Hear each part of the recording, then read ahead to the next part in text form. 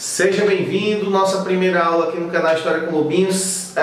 Nós vamos hoje começar a trabalhar os conceitos históricos, historiografia e a base para se estudar todo esse conceito historiográfico que a gente vem trabalhando e vai trabalhar durante todo esse ano até chegar no Enem. A primeira pergunta que você deve estar falando: Márcio, história é coisa para velho? Não. História é coisa do passado? Também não. História é uma ciência que ela evolui, que ela pesquisa e que a cada dia tem novas descobertas. Então o historiador ele acaba sendo um grande repórter, um grande pesquisador. Ele tem como um furo de reportagem uma pesquisa que ele possa puxar fontes novas. E aí a gente começa falando do seguinte: a história ela nasceu da necessidade de deixar registro. Então a gente, quando vai para a história da pré-história, né? História da pré-história, isso é um termo interessante que já a gente chega lá. Quando a gente chega na pré-história, nós vamos ver as pinturas rupestres, é a primeira necessidade de se deixar exposto o que se fazia, o que se buscava. No segundo passo, nós vamos ver o homem que se sedentariza, e aí a gente vai ter que analisar duas correntes de pensamento. E aí, pessoal, eu não vou me deter muito ao fato aqui, por favor. Qualquer dúvida sobre isso, você deixa aqui no nosso canal embaixo essa dúvida, e a gente acaba comentando profundamente isso, que são as duas correntes de criação do homem. Né? O homem ele foi criado por Deus, que é a corrente criacionista. O homem nasceu de Deus, veio do jardim do Éden, veio com Adão e Eva. Ou o homem na corrente darwinista, o homem que foi criado. O homem que foi criado de uma explosão, o homem que nasceu de uma explosão de átomos e acabou gerando o quê? Uma sociedade. Esse homem que vai se adaptar e vai chegar ao que nós chamamos de Homo sapiens sapiens, homens que sabem que sabem. Ou seja, você que vai fazer Enem, você que vai fazer concurso, você que vai fazer vestibular, você tem que saber, pelo menos, a sua história, que é o básico. Então a gente passa do primeiro passo. História é a necessidade de deixar um registro escrito. Mas, Márcio, eu preciso deixar um registro que não é escrito. Uma roupa não é registro? Um caderno, uma anotação não é registro? Uma tatuagem, um móvel, um utensílio doméstico não é um registro? É e serve como registro. Mas as fontes históricas elas são chamadas primordialmente de documentos oficiais. E aí eu vou bater nessa tecla para a gente começar a primeira corrente historiográfica, que é o positivismo. Não é um positivismo vibrador como é o positivismo brasileiro na criação da República, mas é uma história que nasce de um documento oficial. Para que o Márcio Lobo nasça, tem que existir uma certidão de nascimento, um cartório que registra, que deixa anotado, que deixa para a posteridade a existência de um ser. Na história positivista, o Márcio só nasce com a certidão. O Márcio pode ser um homem nobre ou o Márcio pode ser um homem pobre. Para a história positivista, ela é feita de 3 argumentos. Você precisa existir oficialmente, você precisa ter uma data e você precisa ter um fato. Então vamos combinar aqui para a gente brincar bem rapidinho sobre essa corrente. Márcio, então quem descobriu o Brasil foi Pedro Álvares Cabral, que existe, que tem certidão de nascimento. Segunda, descobriu no dia 22 de abril e o ano de 1500. Ele chegou numa terra inabitada, ele se perdeu, as caravelas, a ventania, o homem acabou batendo aqui. Ixi, Márcio, essa história existe? Oficialmente, ela é contada dessa forma. Ela é história positivista. Essa é a primeira corrente que a gente precisa saber. A segunda corrente que a gente vai trabalhar é a corrente chamada materialista. Aí eu vou dar um pingo aqui bem complicado. A corrente materialista ela vai surgir emergencialmente durante o século XIX, segunda metade do XIX, gritando exatamente os valores marxistas, uma história de classes, uma história de opressores e oprimidos. Quando você pega o seu livro didático, que você vai analisar, por exemplo, Guerra de Canudos, você vai dizer: professor, mas ali existiam uns opressores, eram opressores da coroa portuguesa, contra quem? Contra Antônio Conselheiro, contra um povo pobre, contra um povo que era oprimido. Mas, professor Márcio Lobo, eu queria saber mais dessa história. Tem uma história interessante para quem mora aqui no Ceará, chamada Caldeirão, também uma história de opressores e oprimidos. Márcio, mas aí você vai inverter essa situação de opressores e oprimidos quando você fala, por exemplo, de um cara chamado Virgulino da Silva, vulgo Lampião. O Lampião era opressor e nem por isso era de uma elite dominante. Lampião era egresso da seca, jagunço, acabou formando um exército e virando o quê? Cangaceiro. Então, dentro da história marxista, existiam lacunas a serem preenchidas. E essa história, como começou a evoluir, no comecinho do século XX, se começa a colocar, ou começam a colocar, na nossa cabeça, uma ideologia de dizer o seguinte: a história ela tem que responder algumas questões. A primeira questão que a história tem que responder: quem fez? Segunda questão: por que fez?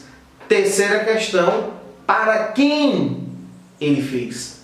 Então a história começou a se tornar mais complexa. Nós saímos da data, do fato, dos heróis, exatamente para outro contexto. O que a história proporcionou com essa data?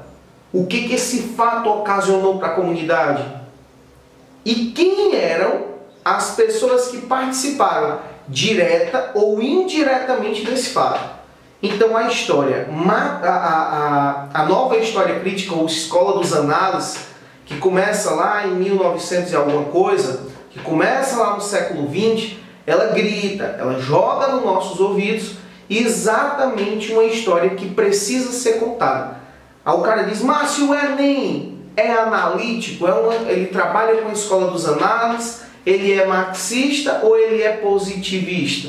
O Enem, ele é analítico, ele é da escola dos análises.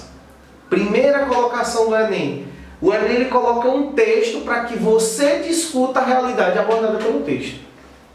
Então você já tem que trabalhar historicamente com um texto que traz verdades inseridas nele e que você tem que trabalhar a partir dali. Então a gente já bateu aqui quem eram as três correntes historiográficas que prevalecem.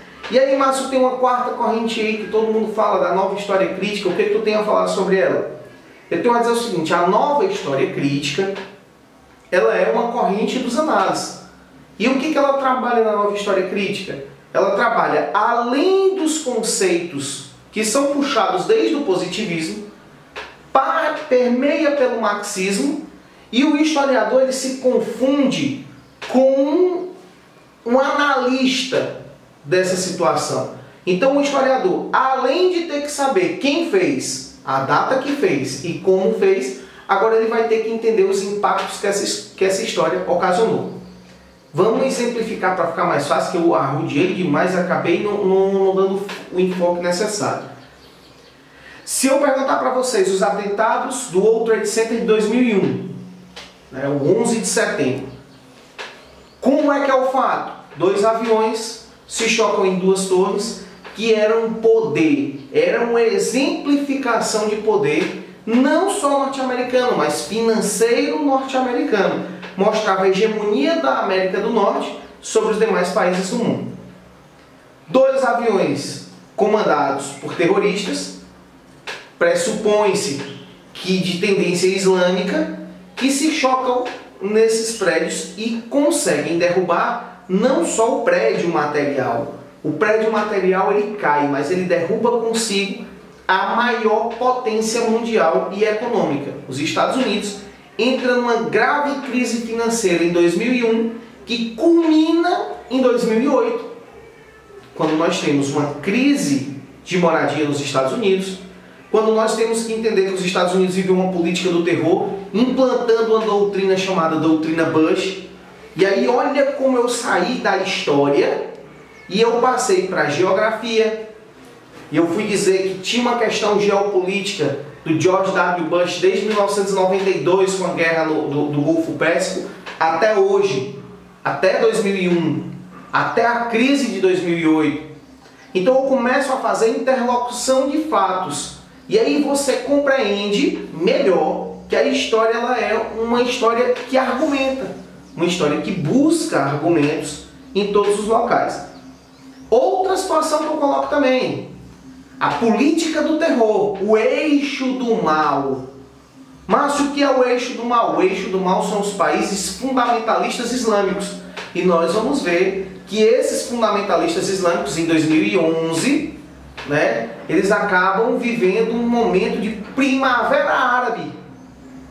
E aí, opa, Márcio, mas a partir de 2011, em 2011 eles já começam a receber dos Estados Unidos fomento para que eles deixem de ser o quê?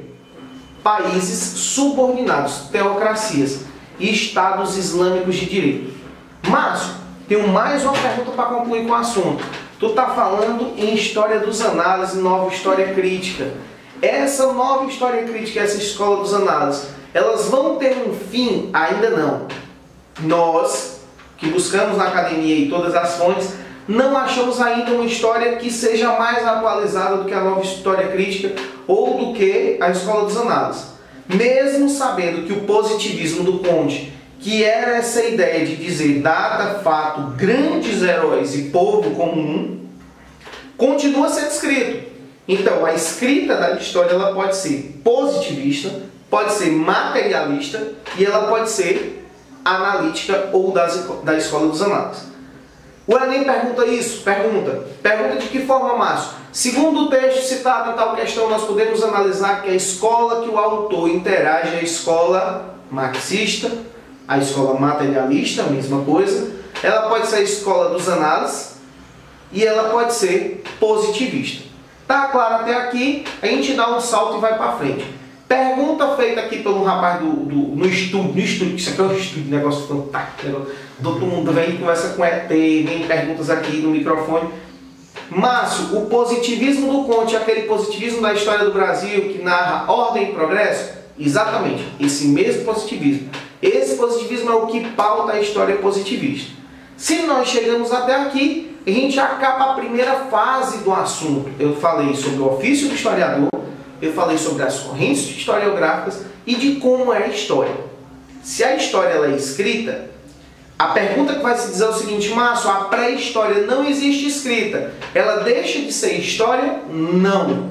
A história pega pela pré-história, ela vai ser analisada a partir de fragmentos históricos, ou seja, pinturas, roupas, análise de povoados, análise das cavernas, análise de artefatos, que são todos esses encontrados por arqueólogos e estudados por nós, historiadores, que acabamos dando uma nova realidade. Como, por exemplo, Márcio, diz aí um fato que mudou a pré-história: descoberta do fogo.